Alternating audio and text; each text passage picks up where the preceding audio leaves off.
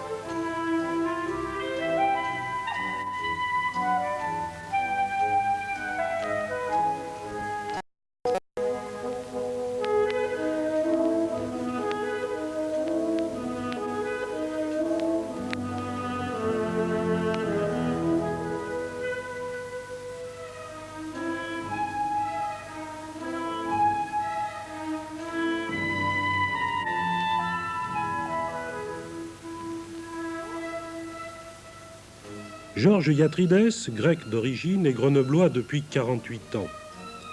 Mais Georges Yatrides est peu connu en France. Pourtant, plus de 300 de ses toiles sont disséminées aux États-Unis d'Amérique, où Yatrides est qualifié de peintre unique et de pure individualité, présentant un point de vue. René Char a dit de lui qu'il était un peintre hors du tumulte. On a voulu associer sa démarche à celle de Chirico, et même à celle de Dali. Mais Georges Yatrides ne partage ni l'angoisse métaphysique du premier, ni l'exhibitionnisme du second. C'est à une autre problématique que répond le peintre.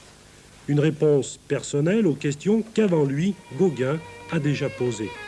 D'où venons-nous? Que sommes-nous? Où allons-nous? Pour arriver à cette réponse, quasiment gravée dans chacune de ses toiles, Yatrides a dû parcourir un itinéraire tourmenté, passionné, douloureux, exubérant peut-être, mais enfin rigoureux, avec une intransigeance foncière. C'est dire qu'il a dû s'imposer tous les renoncements. Renoncement à la facilité, renoncement au conventionnel aussi bien qu'au pseudo-modernisme. Yatrides veut peindre pour son temps et même pour demain.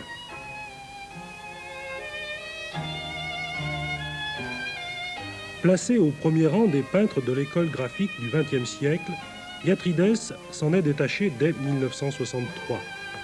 C'est encore un renoncement de plus. Renoncement cette fois à une ambiance colorée, à des cernes qui donnent le volume. Yatrides, au contraire, veut totalement maîtriser l'espace coloré, apporter une sonorité harmonieuse à l'ensemble grâce à une saturation lumineuse de chacun des plans et grâce aussi à ce graphisme qui crée les volumes sans avoir à recourir à l'ombre. Les sillons creusés dans la pâte même irradient la lumière extérieure. On mesure mieux ainsi ces renoncements déchirants qui ont conduit Yatrides à se dépasser, à se renier presque, pour aller à contre-courant. Lui qui avait cédé avec joie, avec violence même, à cette expression spontanée dans le fauve autour des années 50. Sacha Burmeister, son ami de toujours, témoin fervent de son évolution créatrice, analyse l'univers pictural de Georges Yatrides. Alors je pense qu'actuellement, véritablement, nous avons le Yatrides qui a acquis d'abord une technique absolument extraordinaire que la plupart des peintres de notre époque ne possèdent pas. Depuis, disons, une dizaine d'années, il peut maîtriser et jouir pleinement de sa peinture et ça a transformé évidemment son caractère parce que cette espèce de plénitude qu'il atteint dans son art se manifeste dans son comportement. Quand on contemple comme ça un tableau comme par exemple Ézéchiel ici, on éprouve un sentiment d'admiration, une admiration peut-être un petit peu faite aussi d'interrogation. Cette toile fascine, mais on ne sait pas pourquoi. Or, il faudrait prendre cette toile et pratiquement la dérouler.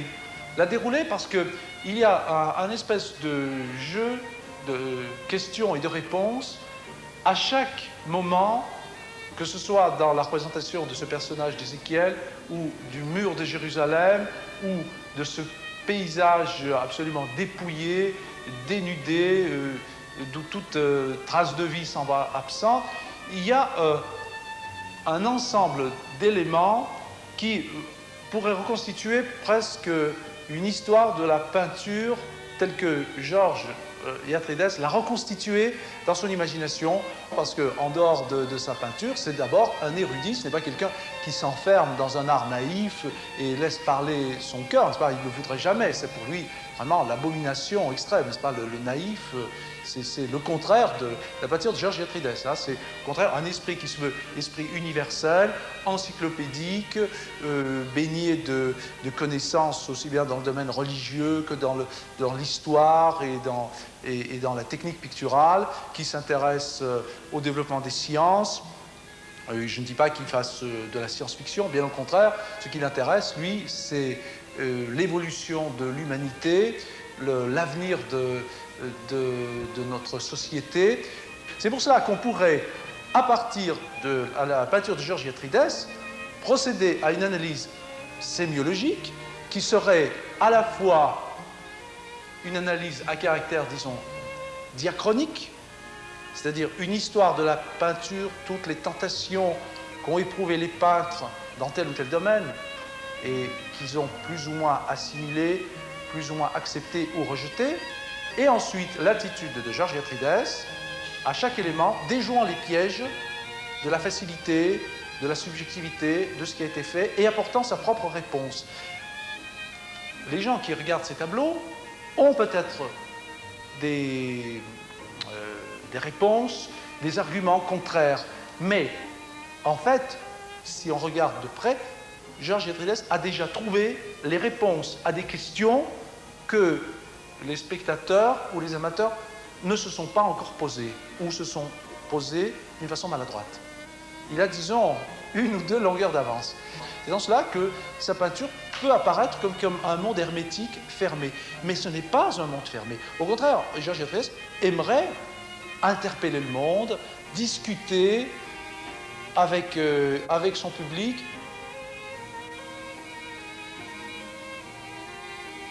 Georges Yatrides voulait s'exprimer avec la couleur. Il s'est vite aperçu qu'elle ne pouvait seule donner la lumière. Il a alors commencé à construire avec le trait, simple exercice graphique, qu'il abandonne insatisfait. Pourtant, Yatrides sait d'instinct que pour maîtriser la lumière, il lui faut organiser sa peinture autour du trait, ce qu'il appelle sa grammaire à lui.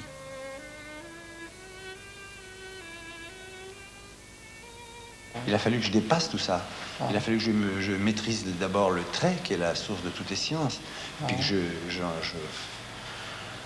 puisse passer ensuite à la matière véritable, c'est-à-dire dépasser simplement le papier qui risque de souffrir, de s'éteindre dans les civilisations, de se dissoudre, de devenir de la poussière. Il a fallu que je cherche des matières qui résistent au temps.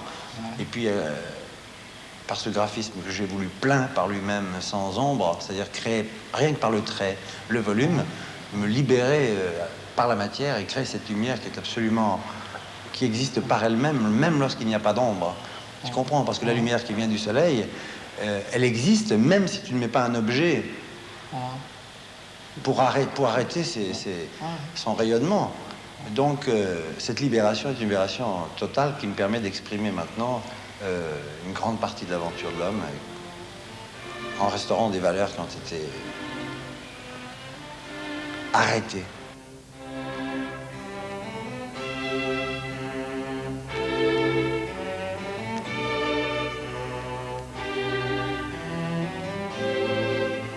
C'est une peinture qui déconcerte, d'abord, des femmes, des enfants, des natures mortes dans un décor d'où la vie semble avoir totalement disparu. Si, il y a encore des montagnes qui ont surgi du sol qui est vitrifié, elles sont encore toutes chaudes. Je montre que le sous-sol de la planète est encore bouillant de vie et qu'il est, lui, vraiment destiné à survivre tout le temps, mais que la Terre elle-même a été... elle a cet aspect vitrifié parce que l'homme l'a assujetti et exploité à fond. Alors évidemment, il n'en reste plus de traces de végétation. Par contre, cet assujettissement de cette matière par l'homme me permet à moi de faire une nature morte qui se trouve dans un paysage, c'est-à-dire l'homme n'a plus besoin d'ouvrir une fenêtre ou une porte pour sortir de son domaine, pour aller vers l'infini, vers l'horizon. Et ça, c'est très très important. Ce n'est pas la mort d'une planète, au contraire, c'est l'instant où l'homme va communier avec la matière, et c'est l'instant où il est tellement proche de cette matière à laquelle il ressemble beaucoup qu'il va être le plus près de Dieu. Pourquoi pas de pupille aux yeux? Mais les yeux, mais si, j'ai accentué cette mécanique extraordinaire d'une sphère qui tourne dans un logement. C'était absolument extraordinaire de penser que tout ce qui a été prévu pour que tout fonctionne, cet œil qui ne peut exister que voyant quelque chose, l'œil en train de se former est une chose qui était inexplicable pour la biologie. C'est une chose qui a donc existé pratiquement de toujours. L'œil est fait pour voir. C'est extraordinaire. Il a perdu sa couleur parce que la couleur du temps. Il a perdu la couleur du temps, mais il a gardé sa couleur de chair. Il est là, il nous regarde. Il a gagné la sagesse, n'est-ce pas?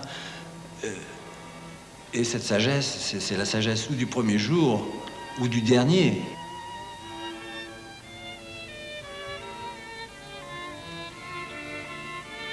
L'enfant n'est pas fait pour les bauches, absolument pas. L'enfant est fait pour les choses finies. Il a besoin de cadre. Et l'homme qui grandit a besoin aussi de cadre, bien sûr, d'un cadre de plus en plus grand, de plus en plus infini. Mais toujours cette construction qui est vitale pour tous, c'est-à-dire un rythme ordonné qui montre que l'homme est fait pour bâtir et non pour détruire. Donc dans ma peinture, ce que j'offre aux jeunes, c'est l'espoir de l'absolu, c'est-à-dire cette recherche de la non-mort. Parce que l'homme est fait pour ça. La pensée humaine, la grande pensée, c'est justement de remettre en question cette chose extraordinaire, à savoir si nous sommes vraiment des mortels, c'est-à-dire que nous sommes des végétaux, ou si nous sommes bâtis pour être immortels.